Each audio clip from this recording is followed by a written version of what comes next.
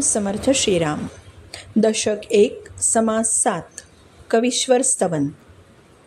कवीचं अंतःकरण म्हणजे सरस्वतीचं स्वतःच्या मालकीचं राहतं घरच जणू. पूर्णपणे संशयातीत सिद्धांत कवी केवळ परोपकारासाठी सांगत असतात. समर्थच असं म्हणत असतात दासबोधातून, आणि समर्थ अशा कवींना वंदन करतात. खरं तर कवी या शब्दाचा अर्थ सामान्य कवित्व करणारे असा होतच नाही. नवशिके कवी, धीटपाठ काव्य करणारे कवी यांचा इथे काहीही संबंध नाही. पण कवी कोणते?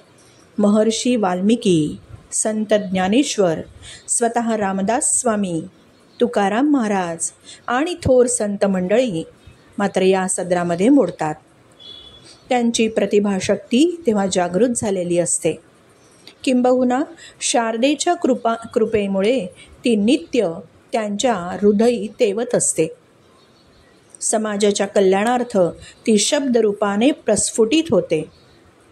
कवी ध्यानमग्न अवस्थेमध्ये ईश्वराशी तादात्म्य पावत असताना ही काव्य प्रतिभा त्यांच्या सेवेला अगदी हजर असते. मृत्यूलोकापलीकडील जीवाच्या अवस्था, योगी लोकांचा षटचक्रभेदन मार्ग आणि ज्ञानमार्गाने जाणाऱ्यांचा परमार्थ हे तिन्ही अतिसूक्ष्म, अतींद्रिय आणि म्हणून अतिगुप्त गूढ असतात. आपल्या शब्द सामर्थ्याने त्यांना साकार करून सामान्य जनांपर्यंत पोहोचवण्याचं काम कवी करीत असतात. व्यासकवी, अतिश्रेष्ठ कवी. बरं, मग या कवित्वाचा लाभ काय बरं इतर जनांना?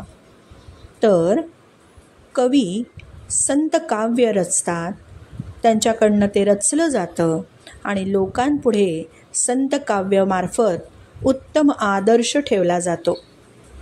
चिरंतन मूल्यांचं जतन केलं जातं. समाजाला योग्य दिशा मिळते. क्षीण आणि निराश जीवनामध्ये चैतन्य ओतलं जातं. जेव्हा प्रापंचिक जीवनामध्ये तोचतोपणा येतो आणि आंतरिक विकास खुंटतो, त्यावेळी अशा संत कवींचं काव्यच अंतःकरणामध्ये भगवंताच्या प्रेमाचा अंकुर निर्माण करू शकतं. हा परमश्रेष्ठ लाभ या कवित्वाचा आहे. मग आजची स्टार नोट काय सांगते? संत काव्य वाचनानी म्हणजे अद्वैत ग्रंथ वाचनानी काय बरं होणार आहे?